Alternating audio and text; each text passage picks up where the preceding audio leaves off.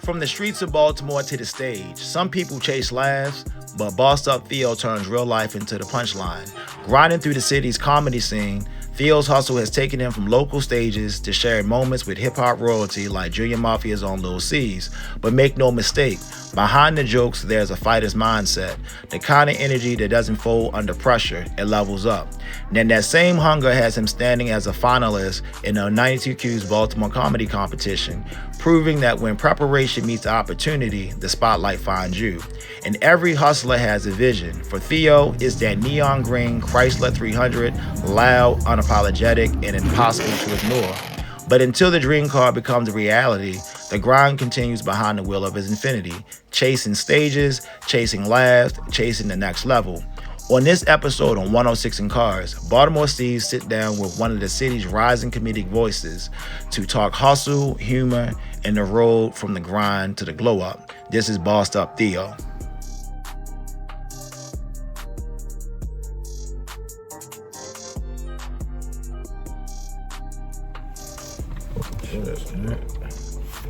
What's up? Welcome to 106 in Cars. I'm chilling with my man, Bossed Up Theo. Bossed Up, baby.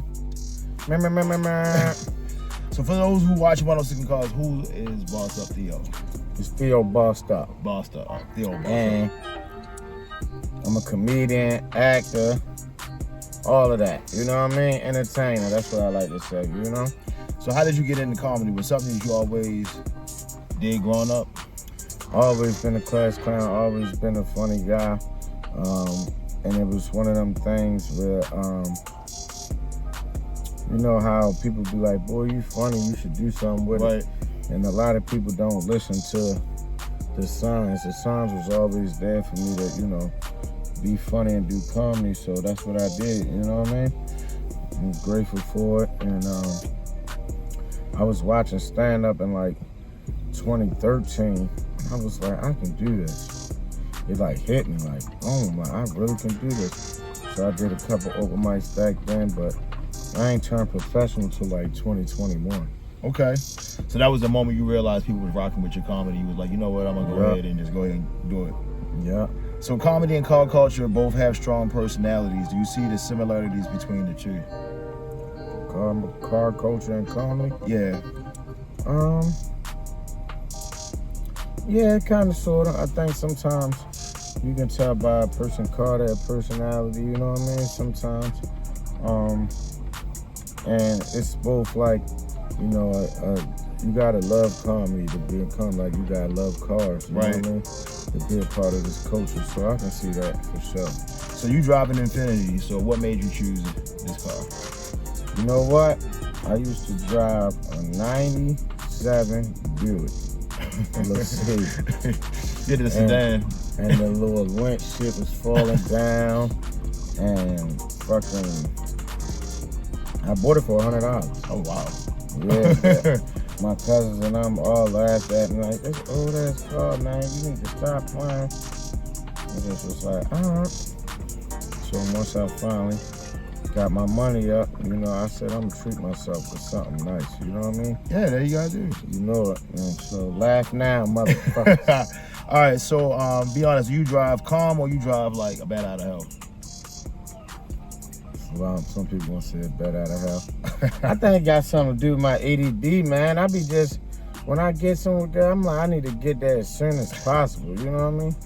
So this is funny, when I used to smoke, I think I'm going fast, I'm going slow as hell. It's like that delay? Yeah, I don't smoke no more though, but when I did, I be thinking I'm getting it. They like, yo, you going 40. I'm like, oh, snap. So what was your first ever car? Was it that the Buick? That was your first car? Now my first car, I bought it from my brother. It was a Crown Vic, blue Crown Vic. It was old as hell as too, but that was my first car. I was just so happy because I got my license.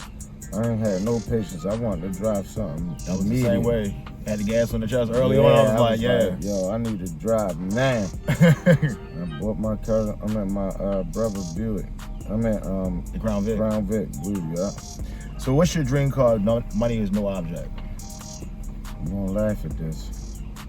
Got a Chrysler 300. That's my favorite car. Okay, like souped up, like tuned up. I ain't gonna lie though. I got a whole family now. Like the Bentley is the father, the Rolls Royce is the mother. Okay. The Chrysler 300 is the son. If I can get them 3 cars, that'll be. That's gonna be your fleet. Yeah, and it's funny because people love cars and Lamborghinis and this and that. For some reason, I just loved the Chrysler 300 when it first came out.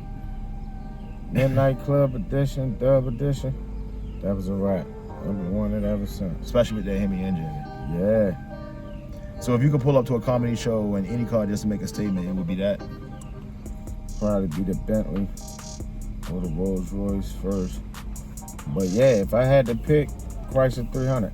I was about to get a Chrysler 300 instead of this, but this just was a little cheaper, so I said I'm gonna go with this. A little bit more practical. Yeah, but I definitely love me a Chrysler 300. Anybody that know me, know that's my favorite car.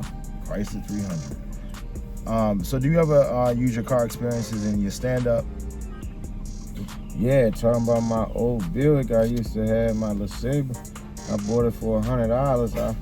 I'm tripping over $100. I swear to God, you know, it was crazy because she was like a 97-year-old woman, and she was like, I'm gonna go get the title and come back. She took so long. I'm like, I hope she didn't die or nothing. Like, 'cause I want this car. So, yeah. What's the wildest shit that's ever happened to you while driving?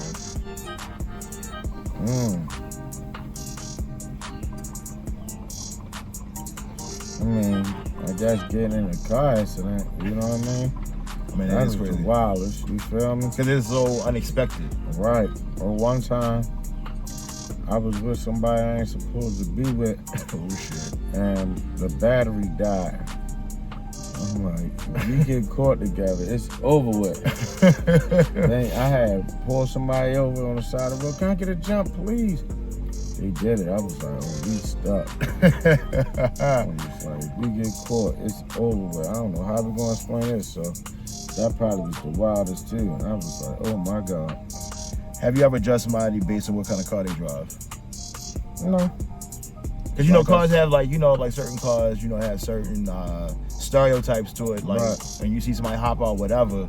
Yeah, I think Baltimore ways, yeah. You know, you see a person with an Act or a Honda, you automatically think like they're a trap or something, or dope boy or something. But, I mean, I think that's how they like it like that, though. Right. You know what I mean? But as far as, like, I don't really judge people because, like I said, you can't get past the car I used to have. There ain't no AC, no heat, just thugging. Point A to point B. Yeah, girl will love me until I go outside. Neighbor broke, like door off, messed up. So what car screams main character energy, would you say, across the board? Like I said, that Bentley. Yeah. You know, I would love to get a Bentley just off of jokes. Like if I was getting that much money, that I can buy. You are gonna get. We're gonna speak it into existence. Exactly. So yeah, a Bentley or a Rolls Royce, just from being funny, that's crazy. A Bentley. So you do the Bentley truck, or you just do the coupe? I like the regular Bentley coupe. You know what I mean? It's crazy. Like I'm so weird.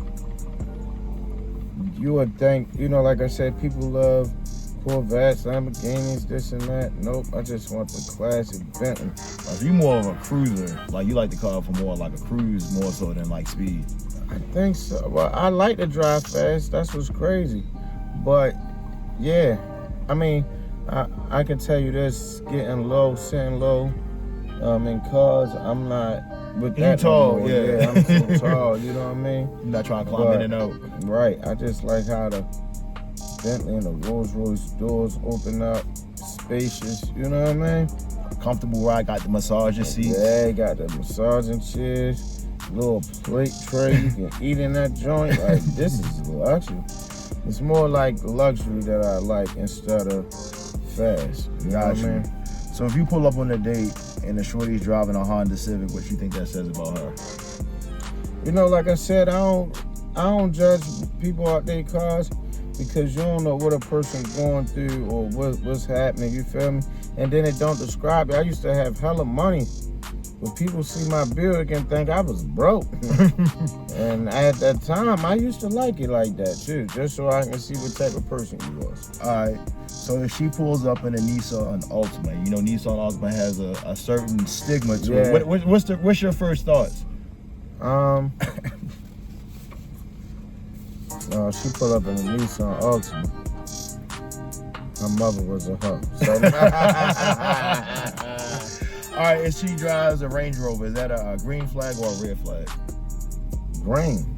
She getting money. Yeah, because they cost a lot of money to maintain. You driving a Range, well, you in my range. All right, so now let's flip it. So the ladies always judge men too, right? Right. So if he drives a Dodge Charger, what type of guy you think he probably is? Get money, I guess. Yeah, that shit ain't no cheap. Or what about the guys driving a BMW? Same thing, bossed up, you know what I mean? Or what about the guy that's still driving his first car from high school? See, he probably rich. You feel me? Instead of letting people get to him, he done drove that car for that long because he's smart. Stacking that bread. He pull that car up to his own mansion or something, you know what I mean? Facts. So yeah. All right, so we're gonna do a Spitfire part. All right, celebrity, 106 in cars, celebrity ride. So I'm gonna name a car. I'm gonna name us. Hold on, how is it gonna do? I'm gonna name a car. You gotta name the celebrity you think that would drive that car. Okay. All right. Toyota Camry. Toyota Camry. Cardi B. Before she was famous. Okay. You know what I mean? A Bentley. A Bentley? Probably like Chris Brown and Usher. They rich. Okay, I can see that. Yeah. But they probably got one of many cars though. That's what I'm thinking. All right, Tesla. A Tesla? One of them white racist celebrities. Range Rover. A Range? A celebrity that'll drive a Range Rover. Me. Lambo. A Lambo? Yeah. Cat Williams, he probably drive that. Yeah. You know, he a little bougie. Infinity, of course, you're in one. So right. Honda Accord. A celebrity driving a Honda? That's funny.